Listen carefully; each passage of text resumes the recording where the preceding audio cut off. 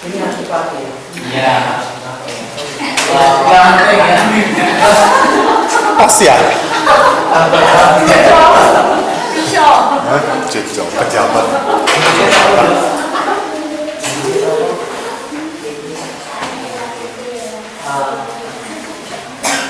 Shalom kita semua. Saya tahu Saudara Khalid pada minggu yang lalu itu dari Surabaya dan dia berkirim sama kita semua. Jadi yang pertama juga Saudara Handoko dan Saudara David tadinya mau datang ke sini, tapi pas mau berangkat itu malamnya di SMS nggak bisa datang karena ada tamunya dari Jepang.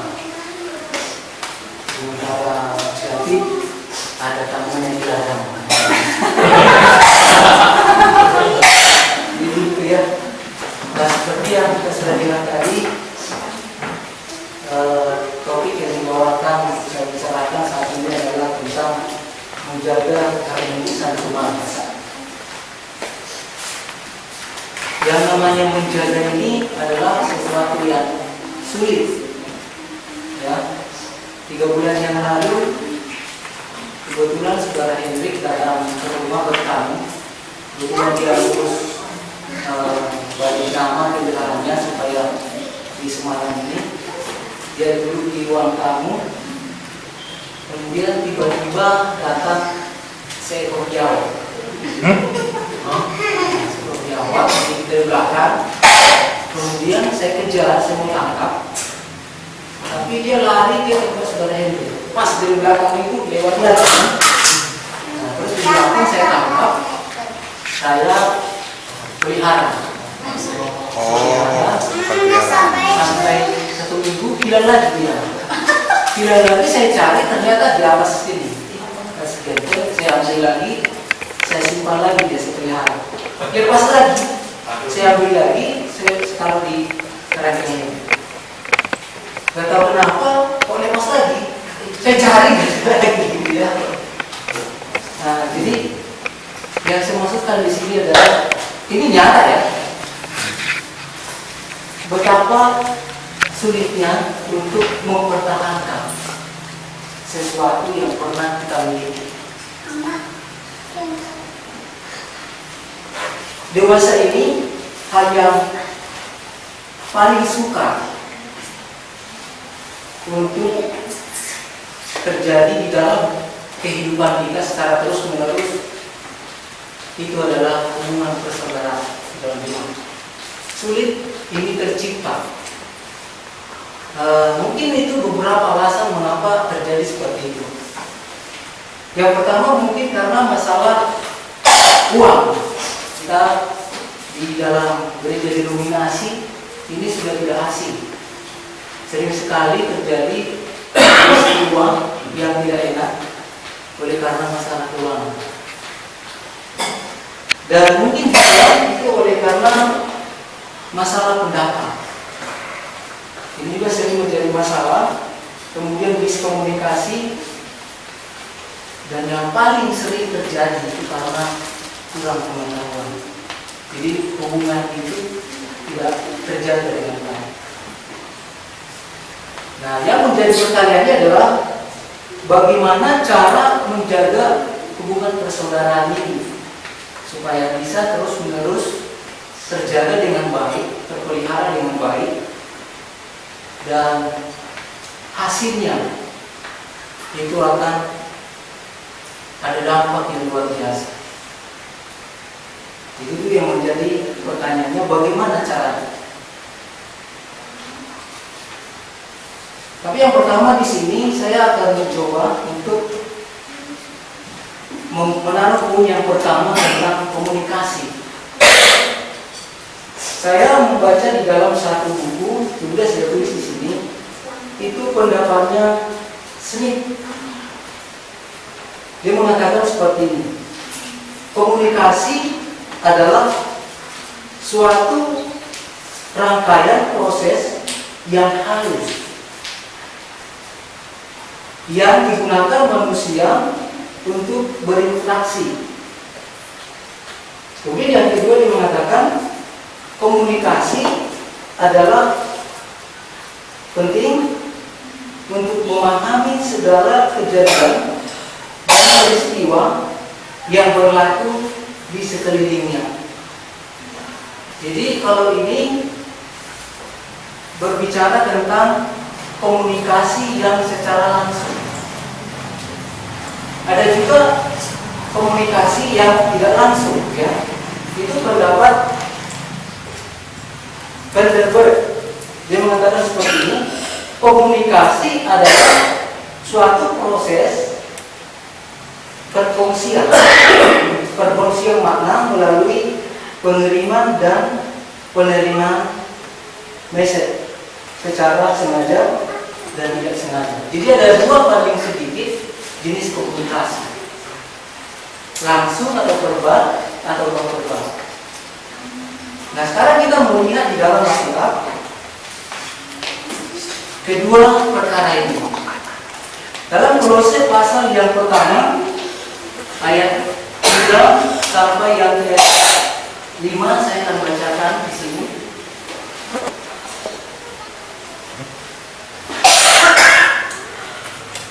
Kami selalu mengucapkan syukur kepada Allah Bapa Tuhan kita Yesus Kristus setiap kali kami berdoa untuk kamu, karena kami telah mendengar tentang imanmu dalam Kristus Yesus dan tentang kasihmu terhadap semua orang kudus. Oleh karena pengharapan yang disediakan bagi kamu di surga, tentang pengharapan itu telah lebih dahulu kami dengar dalam firman kebenaran, yaitu Injil. Jadi di sini kita perhatikan ada komunikasi yang diperoleh oleh Rasul Paulus ketika dia berada di daerah lain, katakan di Roma.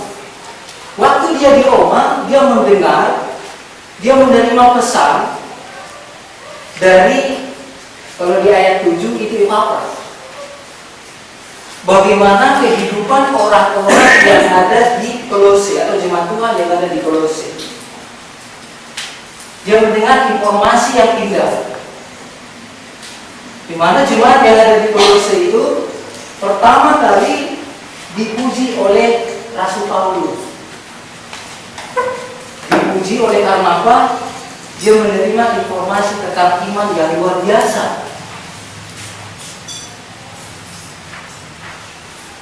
Dan oleh karena iman yang dimiliki orang-orang Kolose di sini, di situ Rasul Paulus lebih lagi menekankan bahwa dia bersyukur dan dia senantiasa berdoa. Jadi ini adalah merupakan bagian yang penting bahwa menjaga keharmonisan jemaat. Jangan pernah kita selalu berdoa dan juga selalu berkomunikasi. Ada dua perkara yang kita perhatikan di bagian yang pertama itu ayat ini. Nah, kita sebagai orang Kristen, kalau kita perhatikan contoh ini, bagaimana ketika Paulus hidup sebagai orang Kristen, walaupun dia dalam kondisi terpenjara waktu itu, tapi dia masih bisa memberikan satu pengharapan, satu pujian yang indah bagi orang lain. Ini hal yang luar biasa. Tentu tujuannya adalah supaya hubungan mereka itu selalu terjaga dan harmonis. Jadi Paulus itu ada komunikasi yang terus-menerus kepada jemaat yang ada di Kolose. Nah, Tuhan harapkan di dalam gereja lokal yang kita miliki, di mana kita berdiam, hal yang sama. Bagaimana terciptanya satu keharmonisan yang baik itu, yaitu yang pertama itu diawali tadi dari komunikasi yang baik. Ini menjadi awal yang penting sekali ketika kita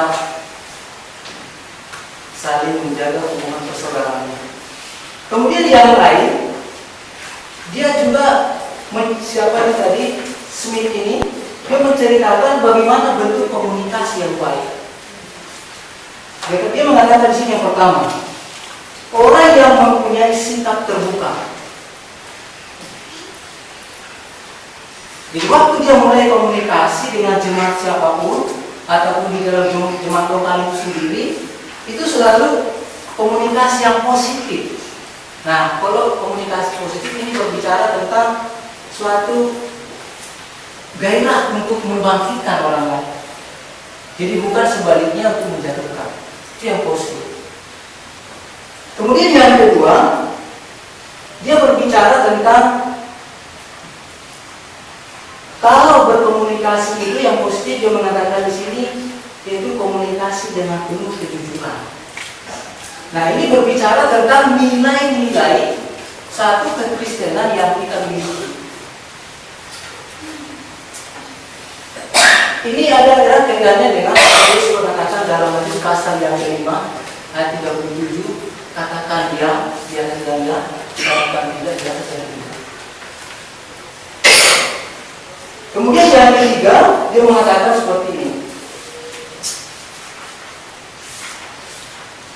bahwa satu komunikasi yang baik itu diawali dari adanya tanggung jawab. Jadi ternyata bagaimana kita mengharapkan jemaat lokal itu memiliki keharmonisan yang baik, paling sedikit 3 hal ini mengawali kehidupan kita supaya jemaat itu semakin dewasa dan satu sama lain itu benar-benar memiliki yang namanya keharmonisan yang sangat luar biasa. Nah, kita akan lanjut di sini ayat yang keempat tadi. Karena kami telah mendengar tentang imanmu dalam Kristus Yesus dan tentang kasihmu terhadap semua orang kudus. Jadi kalau yang pertama tadi, Rasul Paulus itu ada komunikasi yang baik dengan mereka, dia puji iman mereka, kemudian juga dia puji tentang perbuatan kasih. Perbuatan kasih ini juga menjadi salah satu poin yang terbaik di dalam jemaat Tuhan. Untuk mengatasi segala permasalahan ataupun supaya terjaga hubungan yang harmonis, maka di situ dilibatkan tentang kasih. Kita akan melihat sosok pribadi yaitu Yonatan dan Daud. Mari kita lihat dulu di dalam kitab 1 Samuel pasal yang ke-18. 1 Samuel pasal yang ke-18. Kita akan baca ayat yang pertama. Dan sekaligus ini merupakan poin yang kedua. Ketika Daud habis berbicara dengan Saul, berpadulah jiwa Yonatan dengan jiwa Daud, dan Yonatan mengasihi dia seperti jiwanya sendiri.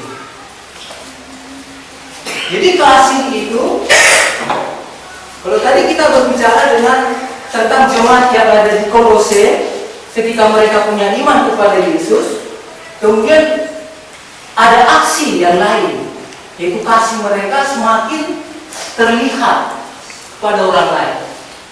Nah, gambaran ini dimiliki oleh sosok Daud dan juga Yonatan ketika pada zaman kerajaan Perjanjian Lama.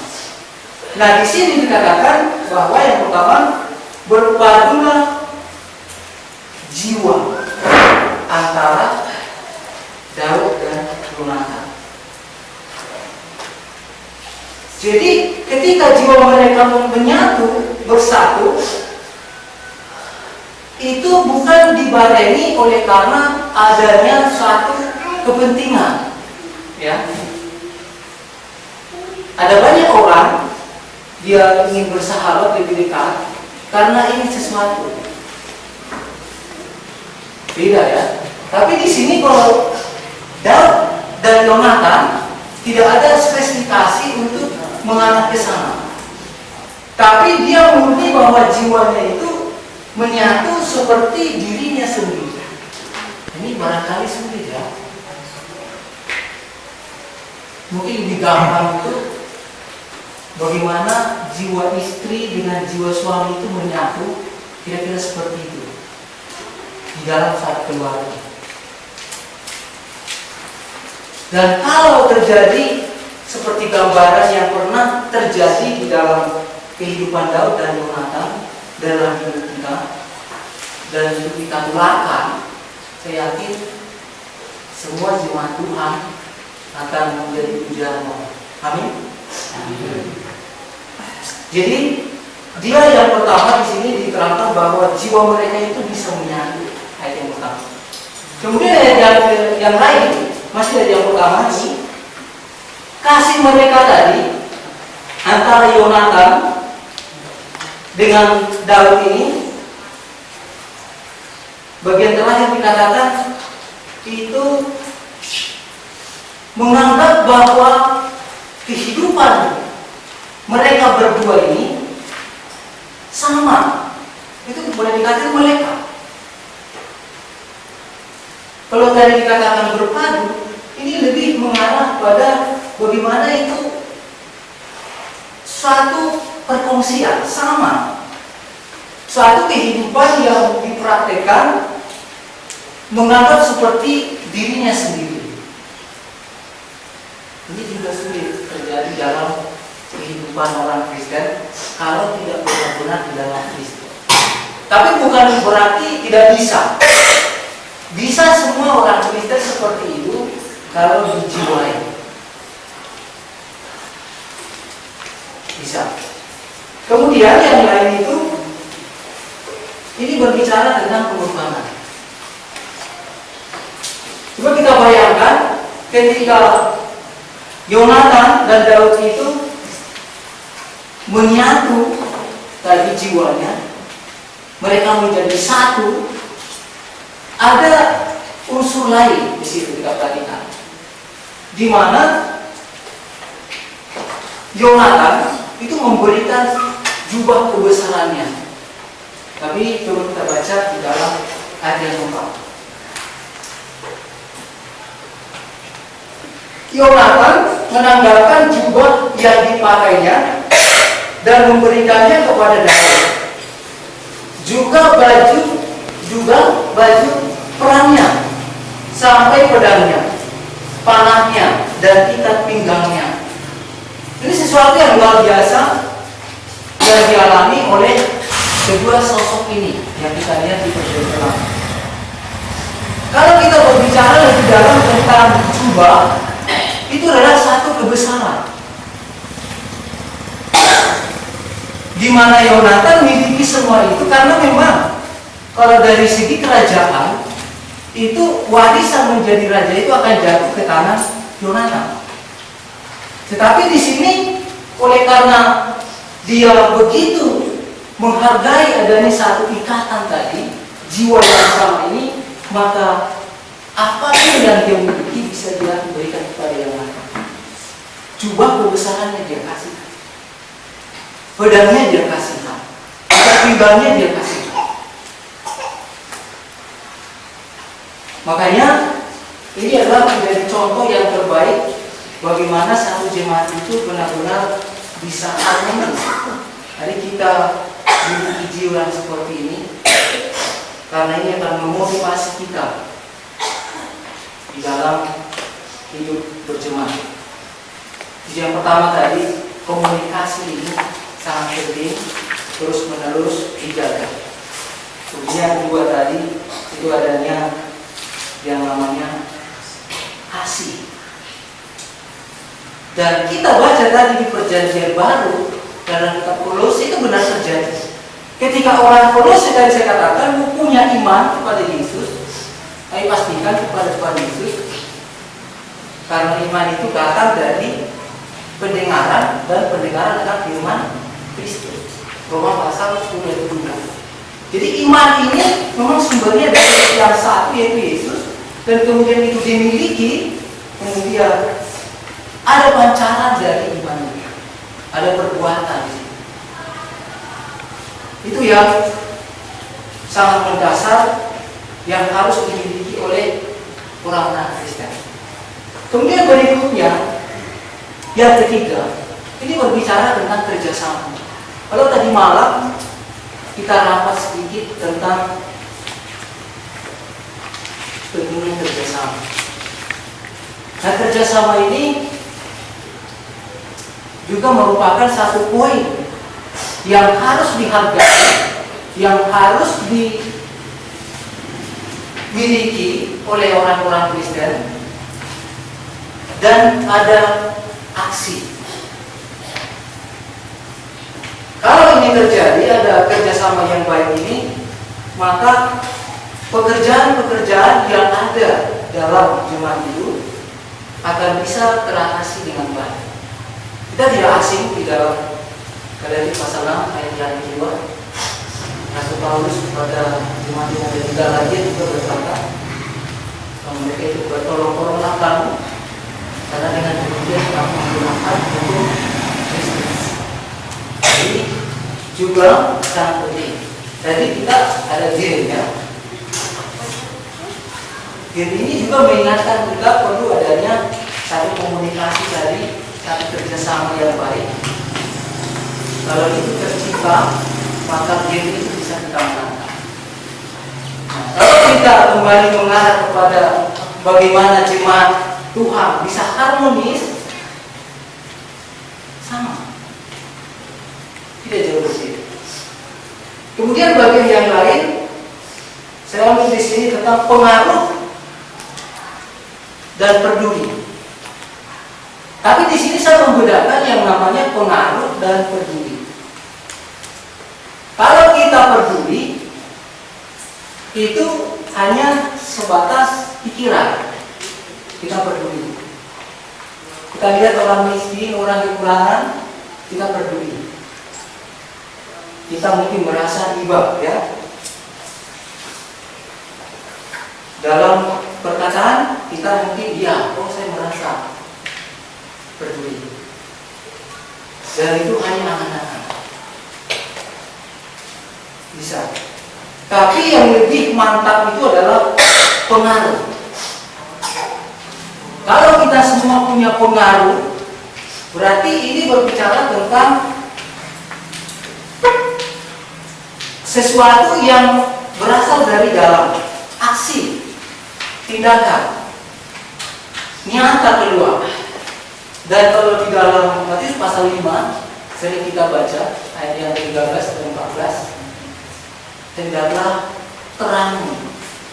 Yesus mengatakan kamu harus menjadi terang dunia. Kamu harus menjadi terang dunia. Ini berbicara tentang pengaruh. Kalau ini kita miliki juga sama, maka keharmonisan itu akan selalu terjadi dalam sebuah jemaat.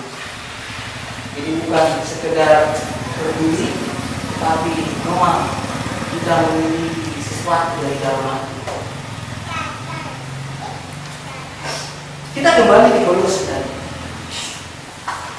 Di sana paling sedikit ada 3 perkara mengapa tadi Rasul Paulus itu memuji, karena dia mendengar komunikasi tentang kehidupan mereka dalam iman. Yang pertama tadi karena iman, kemudian kasih yang sudah terjadi dengan baik. Yang ketiga itu oleh karena pengharapan. Yang saya maksudkan di sini seperti ini. Kalau di jemaat Tuhan ada keharmonisan, maka tujuan dari kehidupan kita di dalam Tuhan itu sudah tentu, yaitu ingin memiliki yang namanya pengharapan. Ini aksi yang paling akhir di dalam kehidupan orang Kristen. Ketika dia punya iman kepada Allah, dia praktekkan imannya itu dengan baik, dan tujuannya satu, yaitu pengharapan. Dari mana seseorang itu bisa memiliki yang 3 ini? Alkitab catat dari Injil kebenaran yang kamu dengarkan. Jadi, bagaimana kita bisa bersatu, saling menjaga keharmonisan di dalam jemaat? Karena kita memiliki hal yang indah, yang baik, yang Allah telah berikan kepada kita. Ini akan mengawali seluruh kehidupan orang Kristen, dimanapun dia berada, dia akan bisa berhasil dan beruntung. Satu lagi dalam Ibrani pasal yang ketiga, coba kita baca di sana.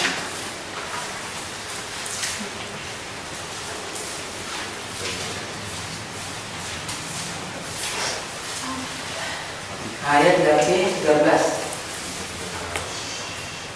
Tetapi nasihatilah seorang akan yang lain setiap hari selama masih dapat dikatakan hari ini, supaya jangan ada di antara kamu yang menjadi tegar hatinya karena tipu daya dosa.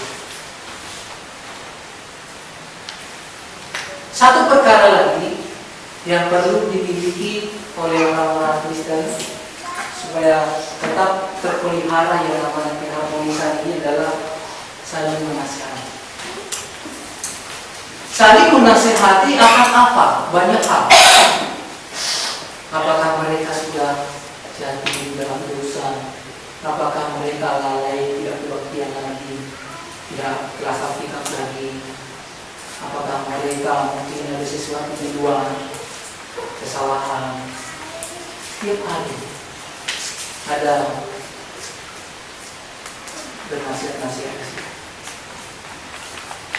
Karena kehidupan kita sebagai orang Kristen itu tidak selamanya benar-benar suci. Kita ini jatuh bangun.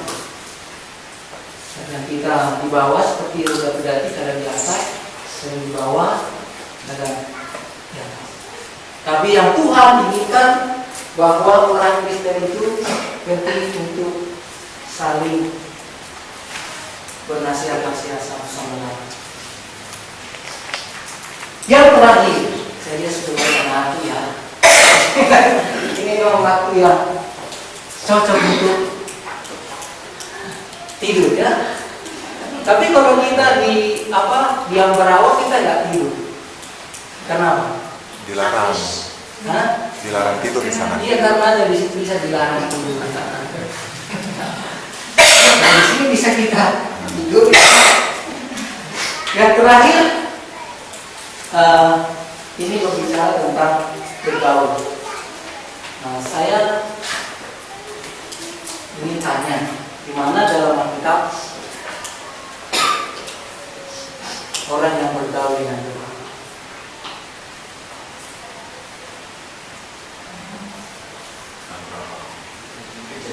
Iya benar, kejadian.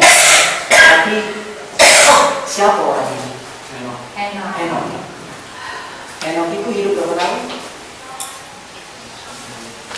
Sekian.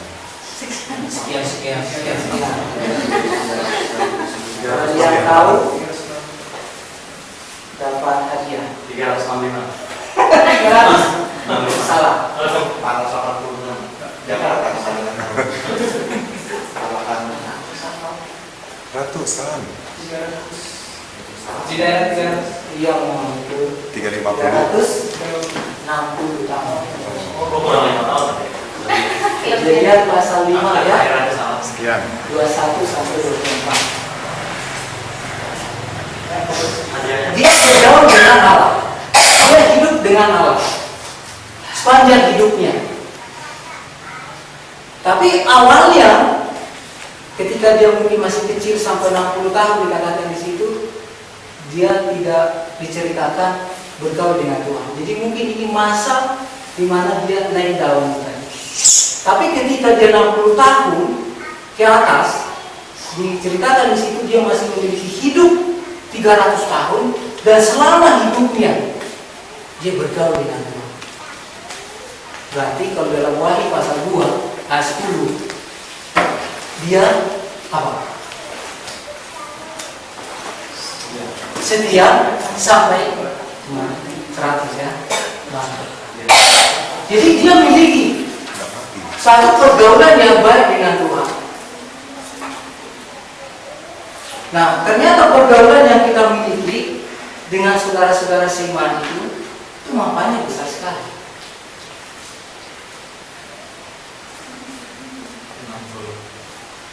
Benar ya? 300? Oke, guys.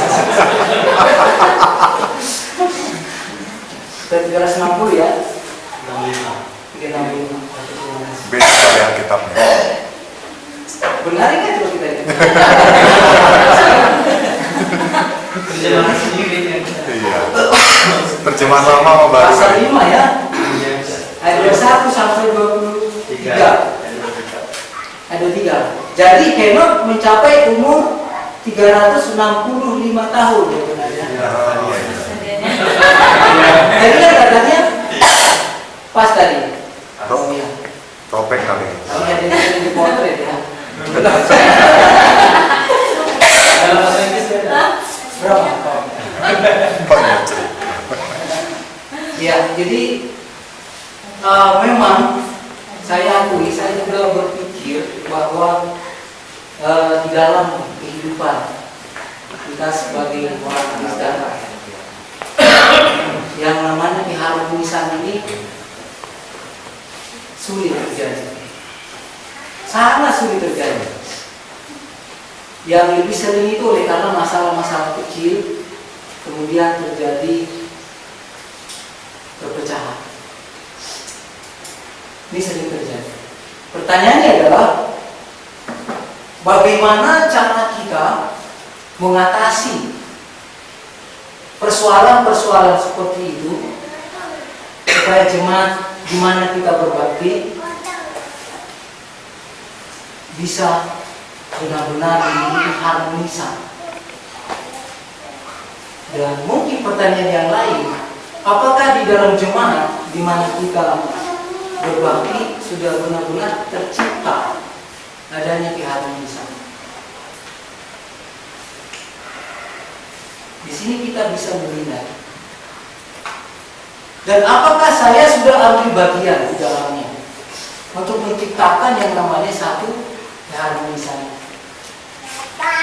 Tapi Alkitab mencatat ada orang-orang ternama di mana mereka itu hidup bisa berpartisipasi di dalam kebersamaan ini.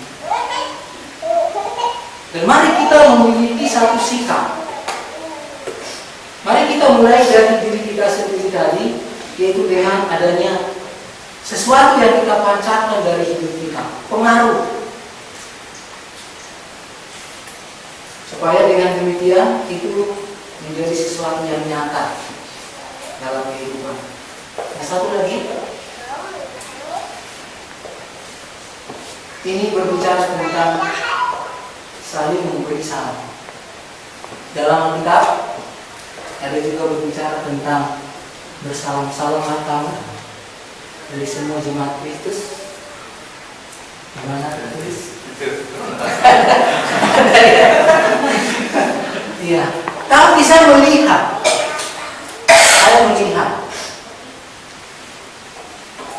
dan mari kita merasa diri kita semua pernahkah terjadi seperti itu, saling menyapa. Ini jarang terjadi. Tapi saya pernah masuk dalam satu gereja di mana ketika pengkhotbah itu selesai, sebelum itu waktu mereka sudah mau masuk jemaat itu, mereka berdiri sambil bersama. Kemudian pengkhotbah di depan, setelah itu semua berdiri bersama. Itu hal yang layak ditiru. Tapi tradisi ini justru di jemaat itu hilang ya. Kadang-kadang ini hilang. Saya tidak tahu mengapa itu terjadi, atau apakah dia sudah merasa walaupun tidak salaman seperti ini, tapi dia sudah merasakan, oh sudahlah saya sudah bersalaman gitu ya. Itu sesuatu aksi yang berbeda. Tapi Allah di sini menekankan salam itu penting. Salam yang dimaksud di sini sebenarnya bukan hanya harus begini, ya. Tapi itu sesuatu aksi dari hidup kita, di mana kita selalu ada praktek salam ini. Jarak jauh kita bisa memberi salam. Apalagi tatap muka, ya kan? Mestinya ada praktek ini. Ya memang kalau dalam teologis mungkin pengertiannya berbeda-beda ya. Tapi yang pasti bahwa ada tradisi yang dimiliki oleh sebuah jemaat untuk menunjukkan keharmonisan ini. Jadi bukan sekedar di mulut dan sebagainya, tapi itu lebih kepada aksi. Dan sekarang kalau kita ingin kirim salam sangat gampang. Kita tinggal ketik-ketik sampai di Jakarta, ya kan? Ketik-ketik sampai di Papua, ya. Kalau dulu enggak, ada seseorang diutus dan itu pakai kuda kadang-kadang, ya. Iya, zaman dulu. Pentingnya salam ini harus pergi naik kuda jauh-jauh. Terus sekarang gampang sekali. Tinggal ketik kok sampai di sana, ya kan? Nah, jadi mari kita lakukan yang seperti ini supaya keharmonisan itu tadi kita punya. Jadi bukan hanya sebatas pelajaran, tetapi yang lebih penting itu adalah prakteknya. Dan ini yang boleh saya sampaikan untuk kita lakukan supaya kita semakin harmonis satu sama lain. Terima kasih. Tuhan memberkati.